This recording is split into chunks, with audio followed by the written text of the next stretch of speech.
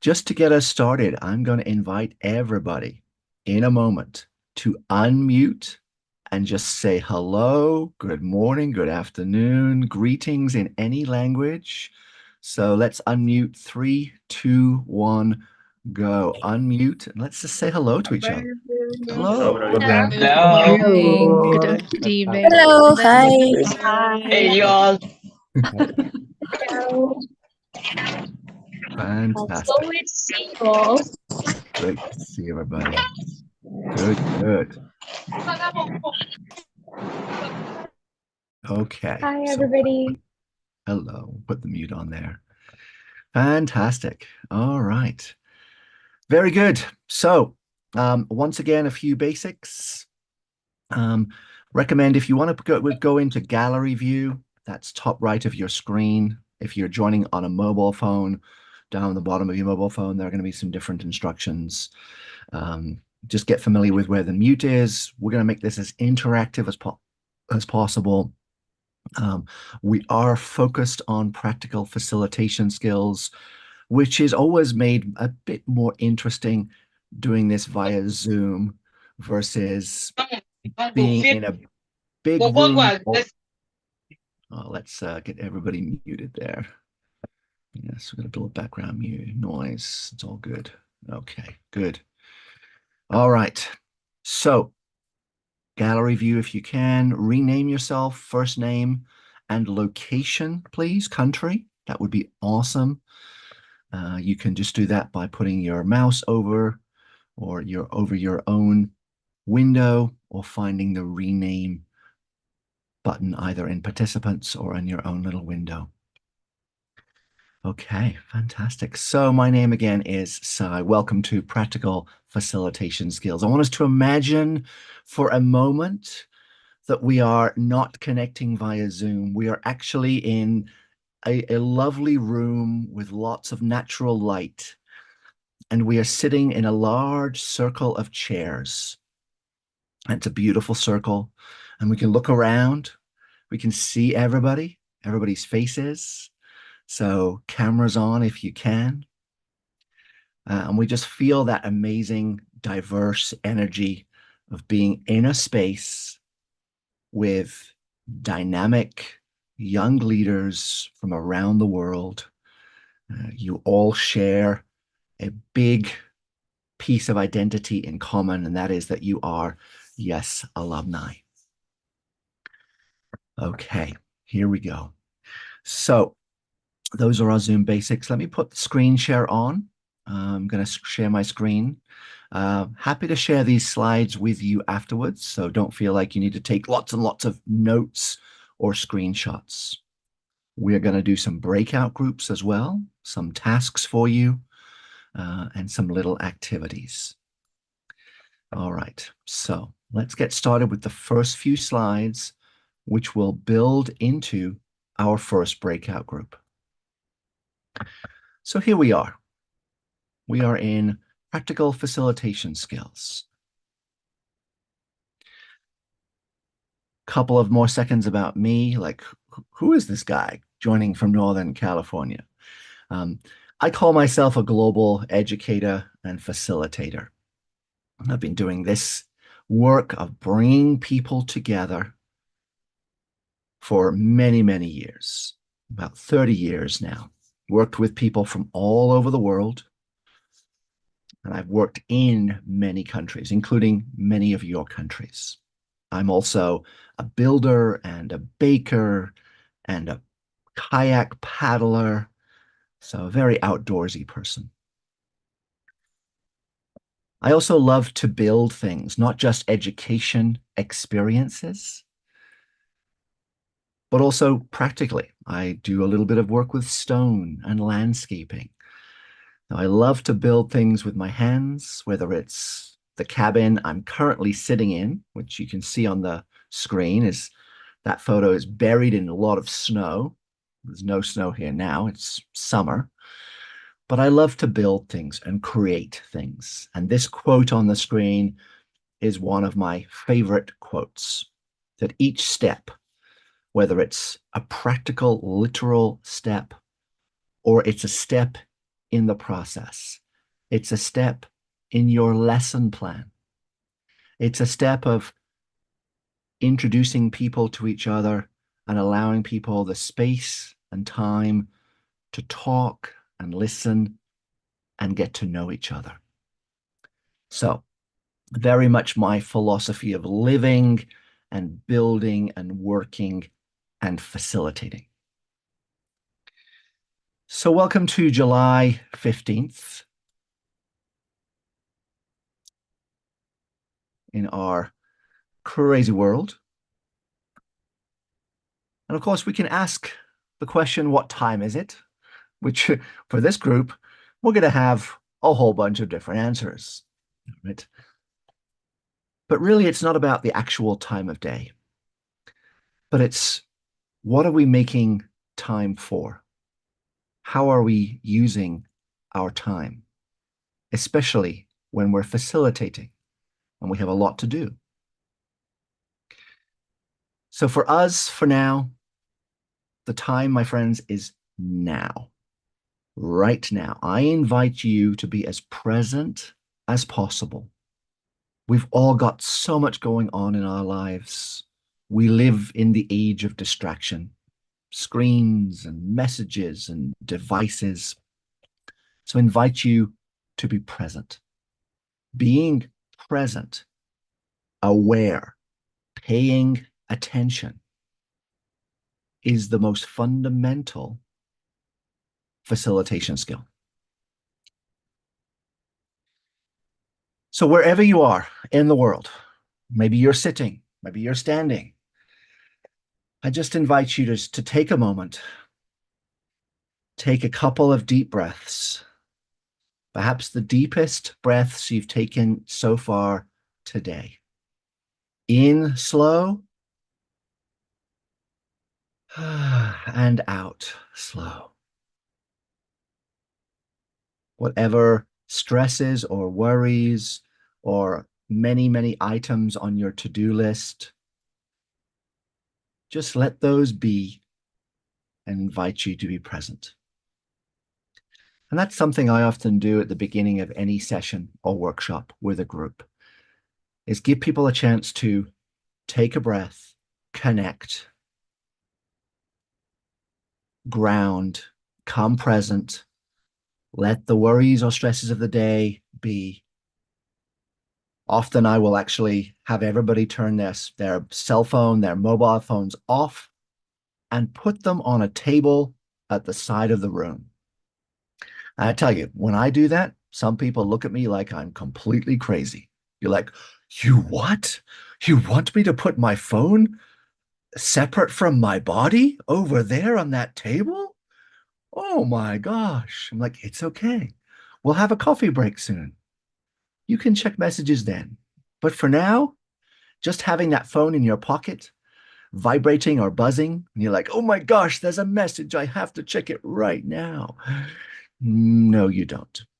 Okay. So grounding and being present, so important. So for today, we're focused on facilitation. And these are the 6 areas we're going to touch upon. What is facilitation? And what does a facilitator do?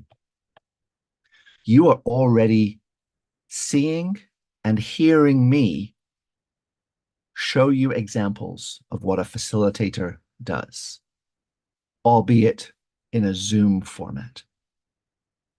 We're also going to think about some facilitation tools. We're going to think about listening and the paradox of listening, which I'll get into. And we're going to take a little bit of a look at difficult conversations and dialogue and meetings, different ways we could use facilitation skills. And I had a quick look at your responses as you registered, and I know quite a few of you are interested in conflict resolution, or as we more say in the field of peace building, conflict transformation. Okay. All right. So here's what we're going to do. These first 2 questions. All right. And Shannon, we're about to go into our first breakout It's going to be 8 minutes, groups of 4 or 5 with a 30-second countdown. And I'll tell you when to open the rooms. So, these first two questions: what is facilitation? And what does a facilitator do? Those are the two questions in this breakout I'd like you to brainstorm, discuss, throw out ideas, and listen carefully to your group. Good. We're recording again. Hello, everybody. Welcome back. Gosh, it's good to see you all. Camera's back on if you can. Hello, Hasser from Turkey. Hello, Shreya in India. Hello, Kushi in Pakistan. Christiana in Ghana. Amr in Bosnia and Herzegovina. All right. Very good. Right. We've got Tareed in Pakistan. We've got Simona in North Macedonia. Fantastic. I'm going to go to Macedonia in October. I'm very excited. So, so I'll see you there. All right, everybody. Well, I think we're about back.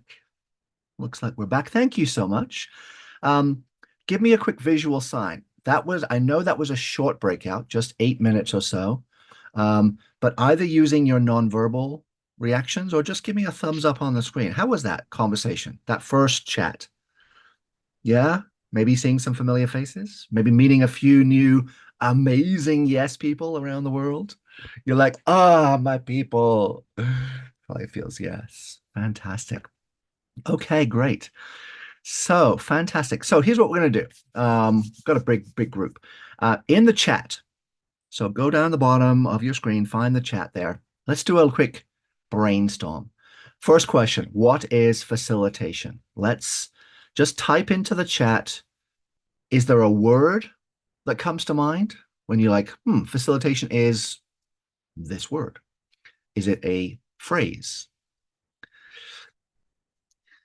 If you think you have a really good definition or one that really resonates, that really speaks to you, you can also just raise your hand and unmute. I'd love to hear a few of your voices so it's not just my voice.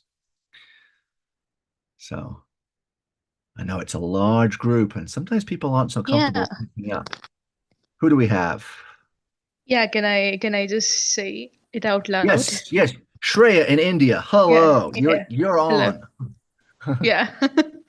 Yeah, so basically we kind of like, kind of had the breakout session and we also thought about it. So kind of a facilitation is a way, a process of kind of building the environment that other people can feel safe in to kind of brainstorm, to share their ideas, opinions, as well as to be enough comfortable with each other that Mm, the entire process or the stepwise thing is so good that the ideas that we share can be can be brought into action. As well as we also touched upon this in the breakout room, that it also really means a lot if we see the reactions of the person that we're mm, facilitating, the group that we're in, and kind of read the room and see where we can go on from there. So it's kind of like an improv thingy where we use improv plus our pre you know pre ideas that we have set yep. for the session. So yeah, that is it. Fantastic. So some keywords: safety, comfortable, build, process, see everybody, read reactions, read the room. Okay. It sounds like you're saying, like, have a plan, but be prepared to improv or adapt or change. Absolutely. So it is this inclusive, it's a process with people. How do we get people feeling comfortable and safe to share thoughts, ideas, brainstorm? Um, so yeah, absolutely. Fantastic. And we've got some amazing comments coming here in the chat. Let's have a quick look at those. Bringing people together. Okay. A sense of belongingness. So I'm focusing on some of these keywords. All right. A common goal. All right. So make something easier. Ooh, non-bias mediation. Well, I like that. Yeah, mediation is also connected. Assisting, helping, common objective. Okay. All right, lovely. So feel free to have a look at the chat list and just imagine like we were doing a quick call out of like, yes, hands up, hands up. What do you think? What do you think? Let's get some ideas.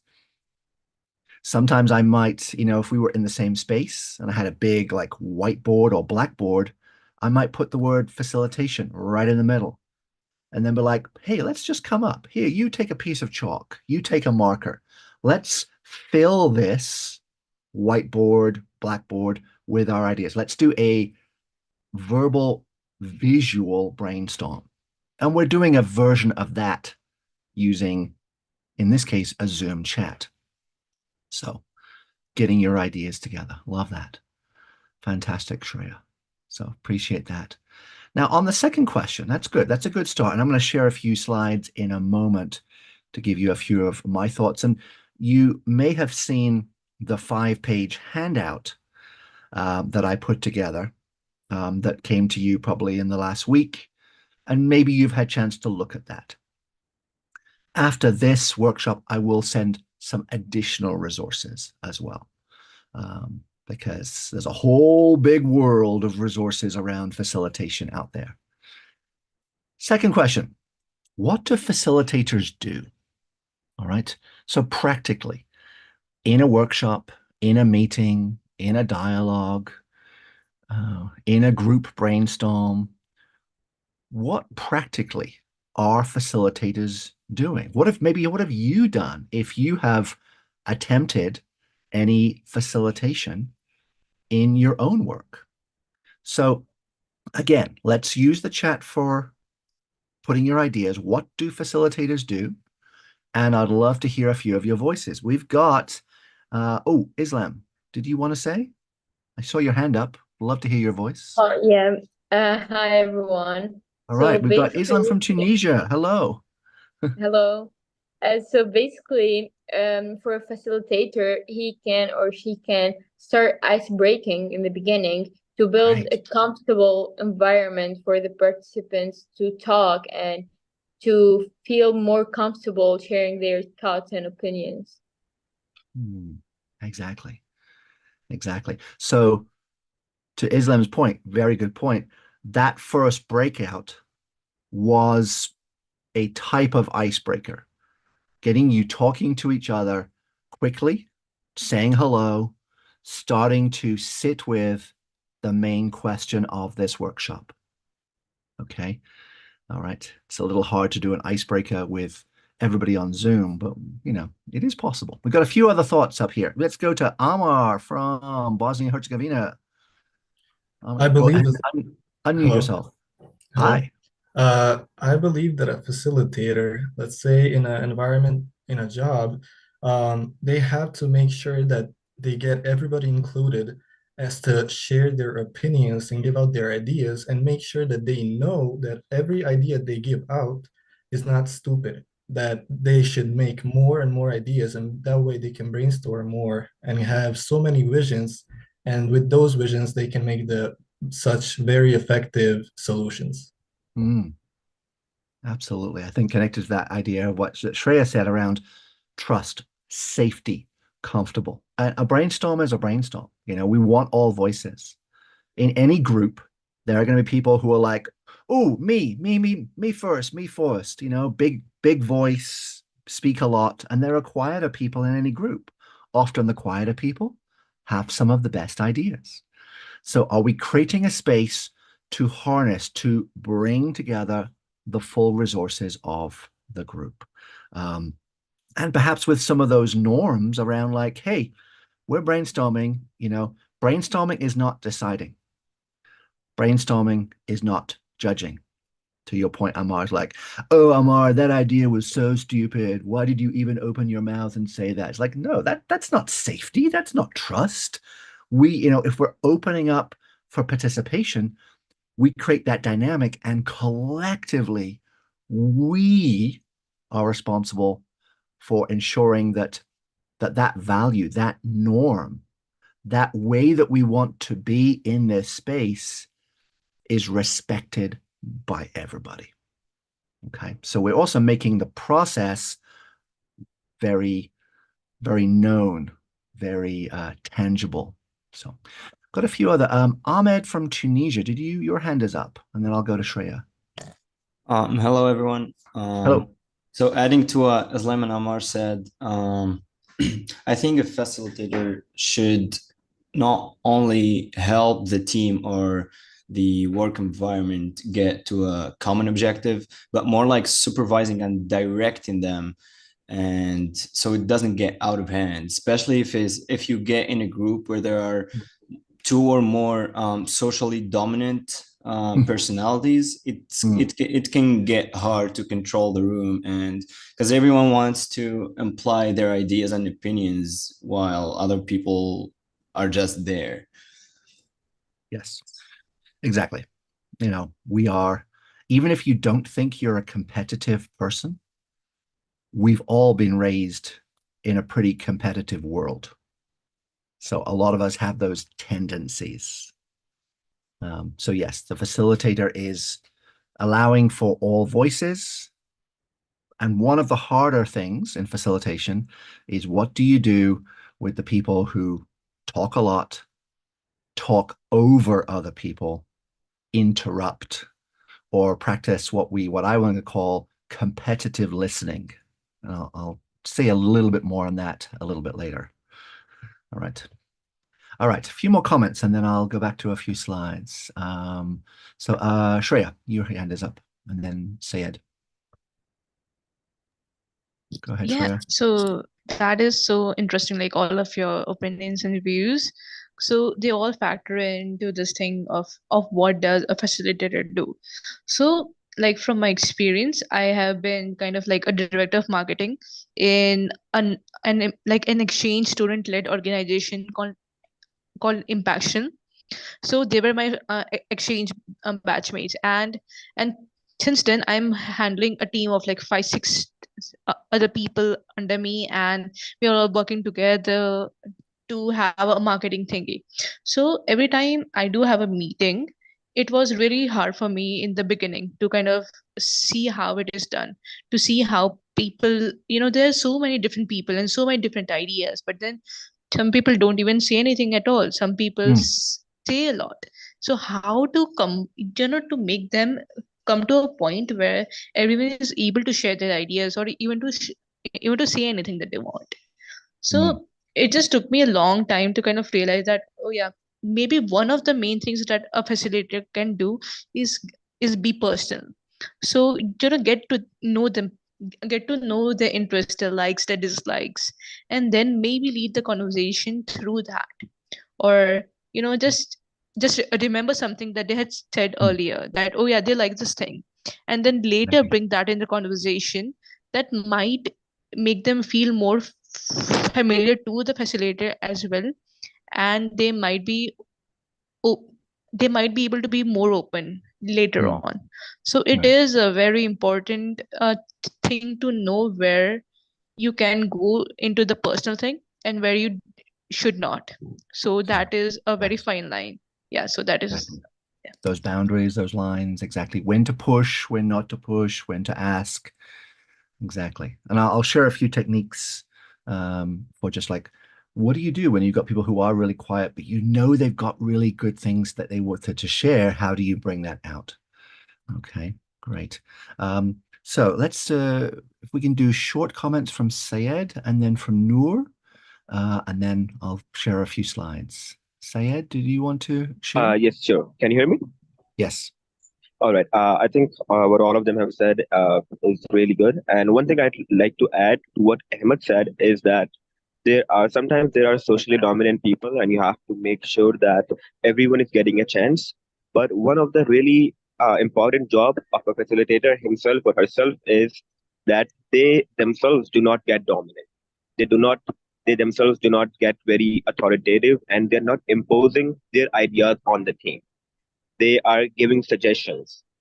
They're not being bossy and everything. So you also have to have a very fine line between giving suggestions and between imposing your idea. So that is something which a facilitator should always keep in Absolutely. Love that. All right, just froze for a second here. 1 minute.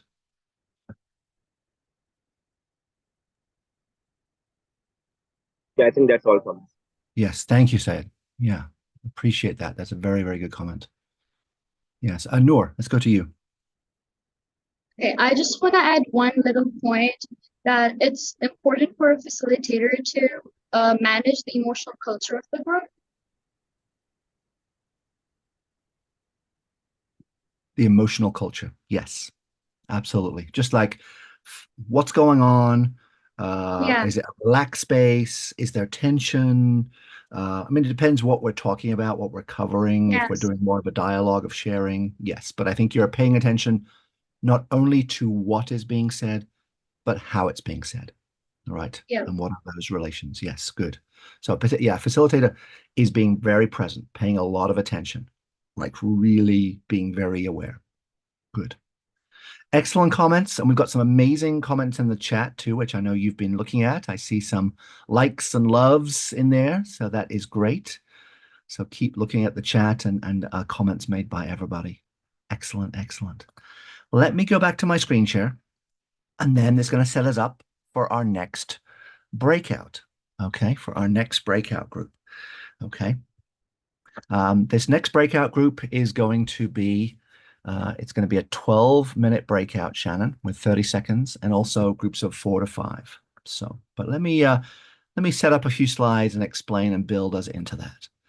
Okay, here we go. 1 second here. So, there we are. Come on, Zoom. There we go. So, we're thinking about these questions. All right. So, what is facilitation? Just definition wise, it's just to facilitate, to make something easier, smoother, helpful, to make it possible.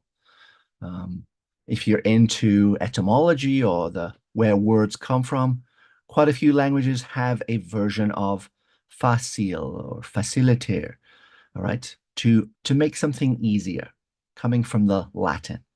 So what are we making easier? We're making it easier for people to connect, to understand, to get to know each other, to learn about, well, anything, themselves, teamwork, global issues. So facilitation, it's what we call an experiential approach. Experiential basically means as kind of a fancy word for, allowing people to have an experience.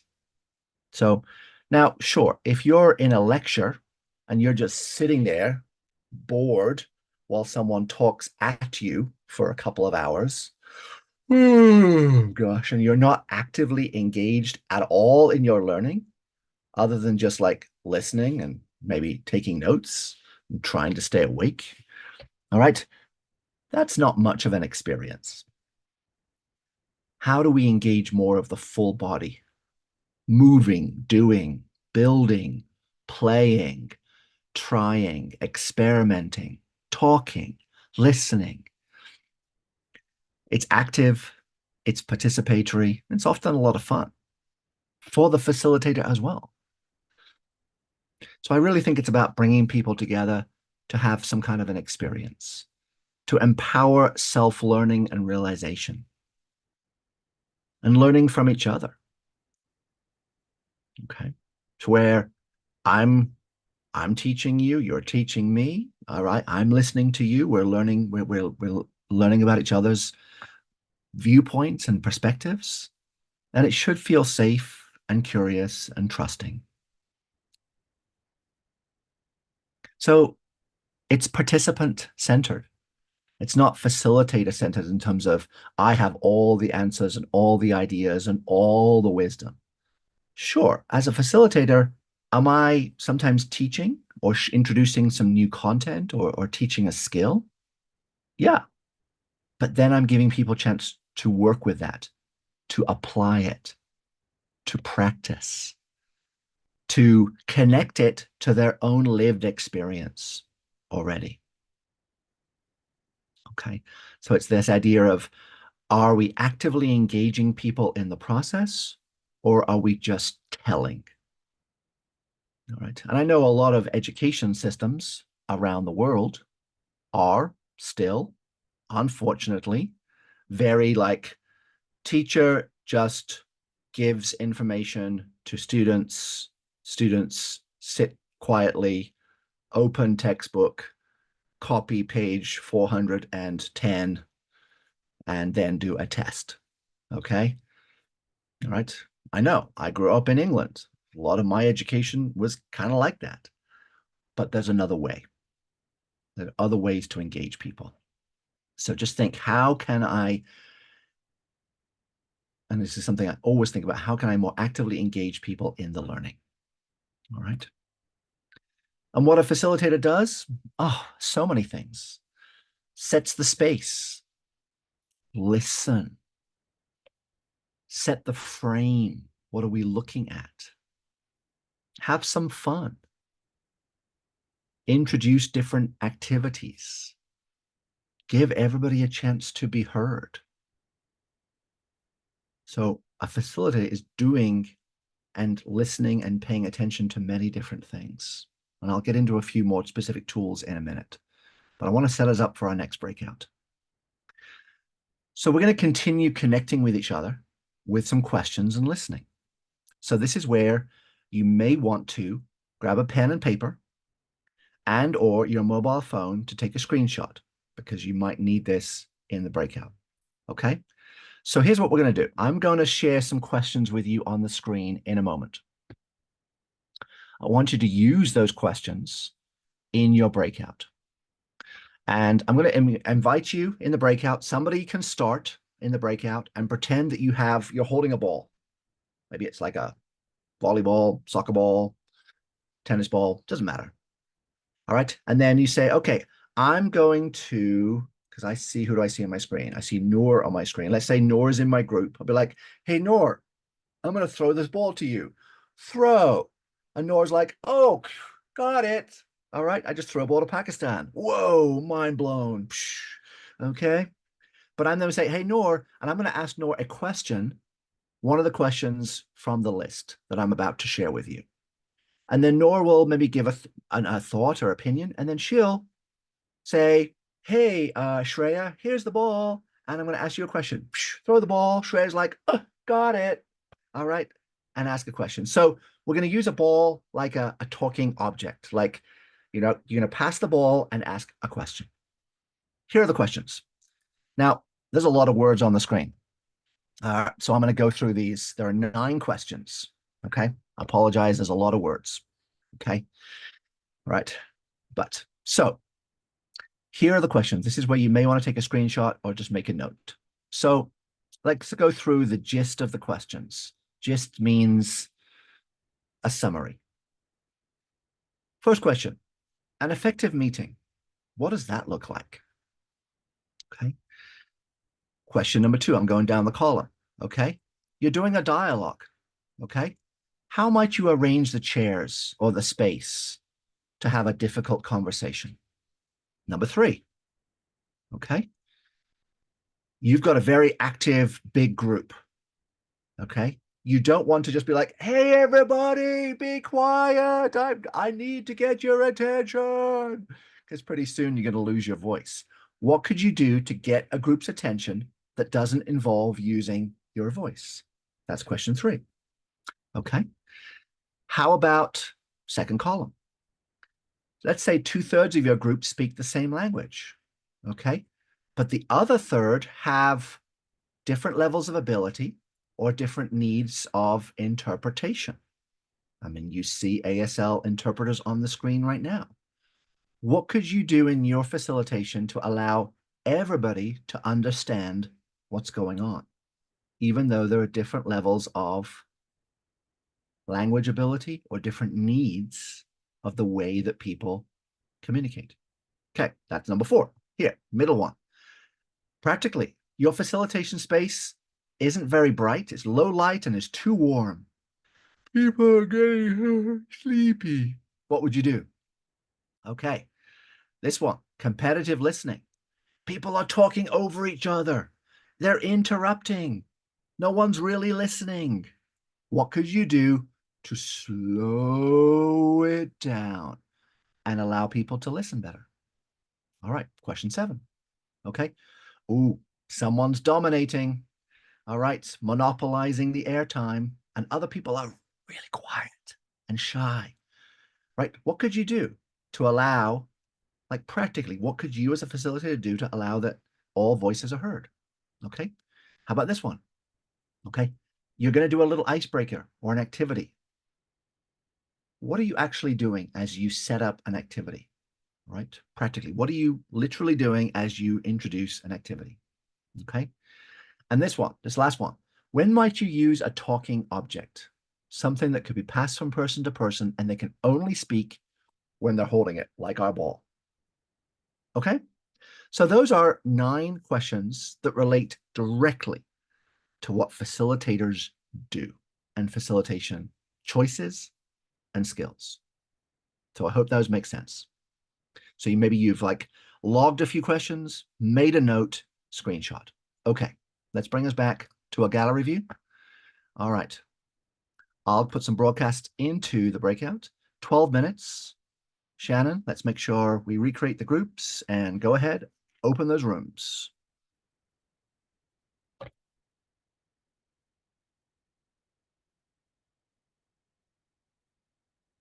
And whoop, whoop. Hello, friends. Coming back in. All right. Are we just about back? Oh, no, we've got a few more people.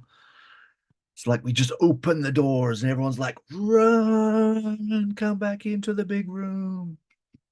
All right, we're back. Okay, good. Well, I hope maybe you didn't get to all the questions, but I hope you were able to take your ball, all right? And maybe your arm's a little tired now because you were throwing that ball such a long distance, like across continents. Okay, and hopefully everyone had a chance to catch it and think about a question.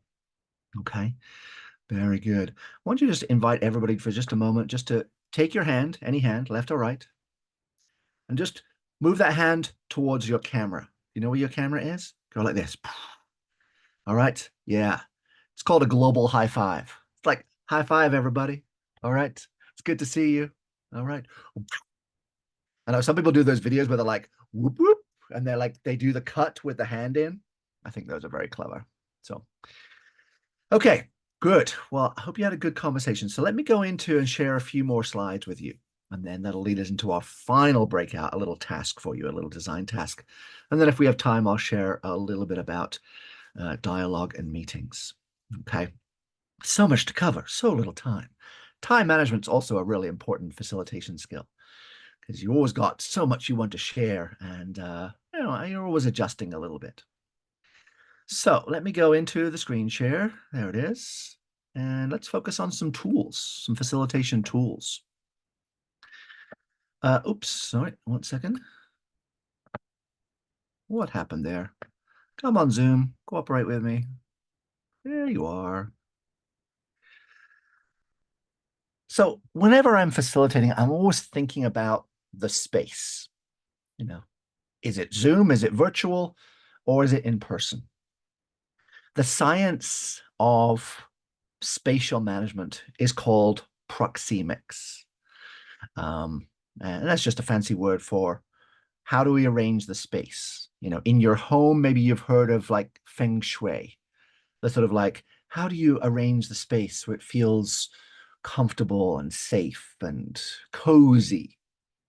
But there are many different ways that we can arrange the space when we are facilitating. Okay. So, you know, do we have people a good space apart, too far apart? Like, oh, hey, over there, you're so far away. Too close? We're like, we're just too close. Personal space, personal space. You know, most of us have been in a classroom where it's like, okay, kind of boring, rows, desks, chairs. Or maybe you've been around a big table for some kind of a meeting. That's better. You know, people can see each other. Sometimes I use tables. Sometimes I go to a hotel for a workshop. I'm like, could we actually move the tables out? And, you know, I could probably write a whole book of like you know, funny interactions in hotels around the world where I tell them, no, I just like a circle of chairs, please. And they look at me again like I'm completely mad, come crazy. Like, what do you mean you don't want tables? A circle of chairs? Whoa, what kind of strange gathering are you about to have here? I'm just like, no, just a circle of chairs, please. And then to see what the hotel actually sets up, how they actually understand circle of chairs. Very funny. Like I said, could write a whole book of funny interactions. Conferences sometimes, small space, a lot of people, desks, not the most conducive, but sometimes you got to work with what you got to work with. Maybe you can rearrange your chair a little bit so people can see a screen, or they can turn the chairs to face each other, or like, hey, everybody, let's just go into small groups. Let me count you off, maybe one, everybody, 1, 2, 3, 4. Okay, ones get together, twos get together, threes get together. I'm sure you've seen things like that. All right, just turn your chairs, small group. Okay, everybody, let's bring your chairs back to the full group now. So you're always arranging the space. Maybe it's a more funky, colorful, informal space like this where you're doing a workshop. Okay. Again, we as facilitators, we work with what we've got. All right. And we become very adaptable meeting, facilitating, teaching in any kind of space. All right. And there's so many different ways you can set up the format. If you just enter Proxemics or, room setup into Google, you'll find 1,000 images. There's so many ways to set it up. So many images, so many visuals. All right. This is generally my go-to. All right. I like circles. I think circles are symbols of wholeness, of inclusion, where it's like, yes, I may be the facilitator. I may be older than you. I may have more of the subject expertise, but we're in this together. All right. And it just shows that, like, hey, my voice is no more or less important than your voice. All right.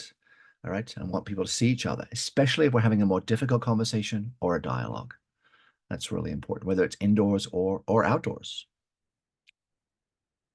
So let's think about what's in the toolkit. All right. The facilitator's toolkit. All right.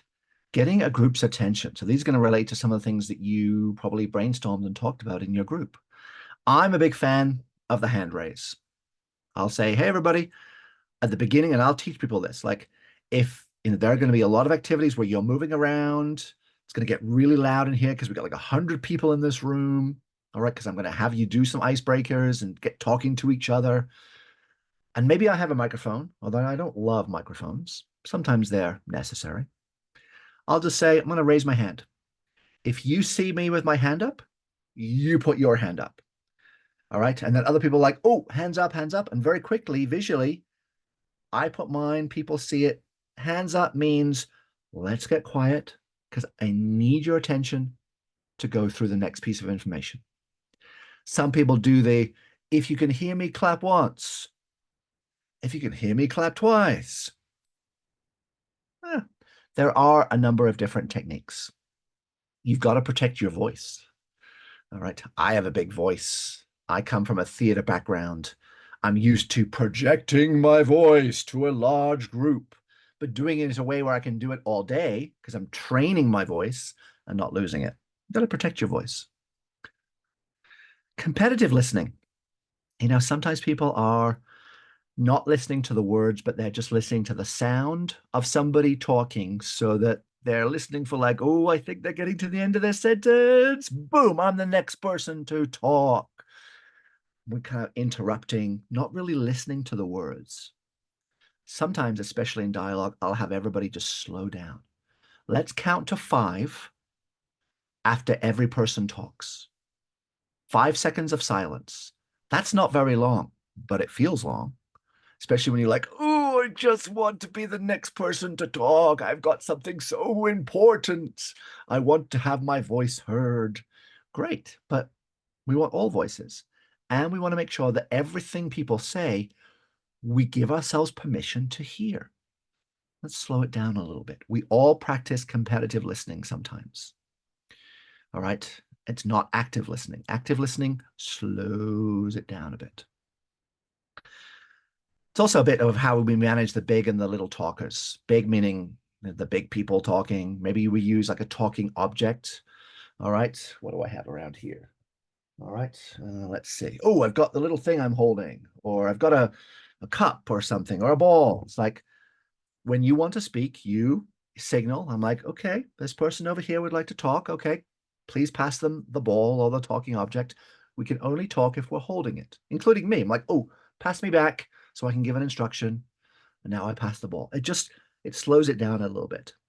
Okay, we still get everyone a chance to talk, but we just need to do that. Or you say, okay, everyone's going to have a chance to share, but you cannot share a second thought until everybody in our group has shared a first thought, if they want. So at least you give people the choice. So that's really important. Okay. All right. Sometimes I'll say to, because I don't want to disempower. I don't want to silence the big talkers because they're just enthusiastic, just excited. They're just passionate. They're engaged. Nothing wrong with that. But we also need to remind people that the work of a leader, and we're all leaders in our own way, is to create a space for everybody to participate, for all voices to be heard. That is the responsibility that we share. So if you are dominating the airtime, okay, is that creating more or less space or opportunity for others to share? Sometimes it's about just bringing a bit of self-awareness to people, because we could all use a bit more self-awareness sometimes. So the talking object, right? Talk when you're holding it. I love to have people really using people's names, learning names. Here we've got the names on the screen. If we were in person, we'd probably be wearing name tags with the first letters in nice big letters. So I'm not like coming in real close, be like, wait, what's your name? I can't really read it. It's such small font. If you're using name tags, write big. Okay. Slow down with the language. Have interpretation. Okay. Take time to check for understanding. Like, what's everyone think? What's that word in your language? Read the room. What's your group? Are people, are there blank eyes? Are people like, you lost people? Slow it down a little bit. Check in. As I was mentioned earlier, maybe start with some icebreakers or team building activities. And after this workshop, I'm going to send you a list of some icebreakers and team builders with instructions, like easy things that you could use in your own work. Sometimes I have people think a little bit. Okay, maybe write some thoughts. Maybe talk to one person, like pair it up. People are much more comfortable talking to one other person than talking in front of a group of 10, 20, 50. Okay, it's intimidating for some people. So definitely we need some time sometimes for people to write or to journal or to draw or to think. If you ask a question and there's silence, sometimes people just like, oh, uncomfortable, silence, must move on. No, use the silence. You've asked a question that probably requires people to think a bit. Do you ask a question and then say, hey, everyone, just grab your notebook. Let's take a minute let's sit with this question. All right, especially if we're translating the question to our own language, which takes even more thinking time. Let's gather our thoughts. Let's write down some ideas, and then let's share. Much better quality. So using silence sometimes. Perhaps if you're doing a project, you put a little bit of music on in the background. Set the mood, the ambiance. Using small groups, all right, and mix people up just like we're doing. You're in breakouts with different groups of people. Okay. Take some breaks. All right. Bio breaks. All right. Take care of your people. Do we need coffee? Do we need water? Some snacks? Do we been sitting for a while? We need to move. Do we need to go outside, get some fresh air? Do we need to turn up the AC? All right. Or turn down the AC? Do we need to try and like, it's really dark in here. Can we get some more lights on? Because people are kind of falling asleep. Use a facilitator, you're managing all of that. Using different visuals, and I'll show you a few examples in a minute. Creating time for discussion, all right? And time for doing, maybe a project, maybe something hands-on. Let's go into a small group, let's work with this idea, and then let's come back to our full group and let's talk about what we came up with. Perhaps establishing some norms. All right, at the beginning might say, okay, what do we need from each other in terms of how we're going to show up, how we're going to work together so we can have a successful time?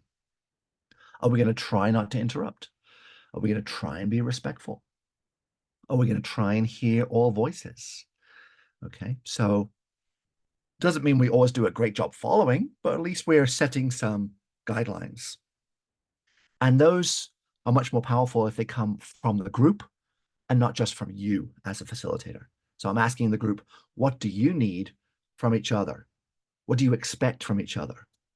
All right, so that we can have a successful experience with whatever we're doing. And the comment, read the room, that's come up before. Just aware, just read the room. What's the dynamics? What's the body language? The emotions as well. And important, especially if you're doing a group process, listen, all right? Ideally a bit more than you talk. All right, listen to what people are saying. Give people a chance to talk in small groups and sharing, okay? So here are a few examples. And then we're gonna go into a, Shannon, you wanna prep our next breakout? It's gonna be, let's do about 8 minutes, small groups. We'll do an 8-minute one just because time's moving on. So here are some visuals. Here's a brainstorm of norms from a recent workshop. Here were some visual exercises. People were writing on papers, putting them on the wall. Then we were looking at them. This team picture in the bottom, I had everybody write in a group. This was in Armenia a few weeks ago. They wrote on these papers responses to different questions about leadership and teamwork. And then I used those papers to actually spell out the word team to create this like visual.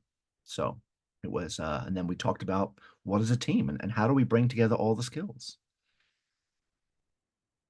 Team builders. This was a group in Kyrgyzstan in May doing a little icebreaker activity with a ball in a really beautiful setting. So take your group outside sometimes if you can. It's nice. Maybe do this activity with a sheet and a ball rolling. Maybe some of you have seen this kind of a team building activity. Or this kind of one where everyone's holding a string and there's a marker and we're trying to draw something together. Or I might use visuals in facilitation, like an intriguing picture, that just says, what do you see here? And you study it, and we use just a visual to start a conversation because there's a lot we can say about this photo. Or let's say we're studying about social justice or equality or diversity. Put a picture like this up, you can start a long conversation about these big topics, equality, equity. Interesting. So using visuals. Or a picture, and you say, what does this picture look like to you? What would be a caption? If you had to give a title to this picture, what would you use? Brainstorm that and then talk about the concepts. Are we talking about belonging? Are we talking about safety? Are we talking about, the fact that sometimes we share the road with each other or we have to help each other out? All right. So visuals, especially when you're working across language, can be really powerful in facilitation. Or an intriguing question to start a conversation. If you could spend 1 year working on some global issue somewhere in the world, where would you go and why? So a question that starts a conversation, starts a process. Or just a picture of a crossroads, and we say, what kind of crossroads are you at in your life right now? Not literally, but like, where are you at? Finished? Yes. Reverse culture shock, being home, what's next? Finish school, decide where to go to college, university, what career. We're all in different moments of transition. Or a quote from an expert. This quote about purpose. I really like this quote about purpose. All right. This can start a great conversation. You know, if you're facilitating on the topic of purpose, which is kind of a big question, find an intriguing quote like this. Boom. Let's discuss. So using some visual, a lot of us are visual learners. Okay. Now, how about this? You know, as humans, we communicate in four ways primarily: reading, writing, speaking, and listening. And of those, listening is the one we do the most, about 45% of the time. And yet, most of us have never really been taught how to listen. Most of us never had a listening class in school. And fun fact, the word listen and the word silent in English have the same letters, just mixed up. So this is the paradox of listening. Listening is so important, and yet most of us have never been taught how to listen. Okay, so we've got a lot of things in our facilitator's toolkit, whether we're doing dialogues, difficult conversations, running a meeting. These are all tools we can use, okay, to slow it down, engage people, manage the big talkers, the small talkers. And I hope as you see a list like this, you're like, huh, okay, facilitation. It doesn't seem that hard, you know, and it's not, it's practical. It takes practice, like anything. That which we practice gets stronger. But what I'm trying to do here is demystify. Facilitation is accessible. It's an accessible skill. And it's for, you know, that anybody can really use. It does take practice, but it's not rocket science. It's not like, I need a PhD in facilitation in order to facilitate. No, you don't. So let's do our final task. Let's put all this together, okay? So Shannon, let's get ready with our breakout groups. All right. So we've talked about a few different tools and techniques. You've shared some great ideas in the chat. You've seen me demonstrate some different techniques, all right, via Zoom. So let's get into a breakout. And I want you to think about how would you use some of these tools if you were doing an activity or a workshop. Maybe it's connected to a project you're doing right now. But from what we've been talking about, what do you think could be useful? What would you use? How would you set something up? So let's apply some of these ideas and do a little brainstorm. What facilitation techniques or tools would you use in something that you are doing right now or could do? All right. So I'm bringing us back. Shannon, go ahead. Let's open the rooms. We're getting close to our time. Let's go ahead. Final task. As I mentioned, he also has some resources, so we'll send those out in an email along with this link, again, in case you aren't able to capture it before you log off today. And with that, we hope you all have a wonderful rest of your day or evening, depending on where you're at in the world. Okay, very good. Go ahead and unmute yourself and say bye-bye. Thank you. Appreciate to everybody. I hope you learned a little bit from each other as well. Bye. Bye. Have a good Hi, rest everyone. all. Have Thank a you to our good interpreters too. Good to see Alicia, good to see Jose. some people from Batch Okay, 2021. thank Okay, you. good night. Thank you so much. Nice seeing you again, Ligaya. All right. Take care, everybody. Get You out there. too. Do some good facilitation Bye. work. You got Bye, this. bye. Bye, everybody. Bye, Noor. Bye, Sadia in Bangladesh. Bye, Jana Bye in the bye. Philippines. Bye. Haya in Yemen. Be well. Take care. Kushi in Bye. Pakistan. See you. To see you too. Very good. Prince Dobe in Ghana.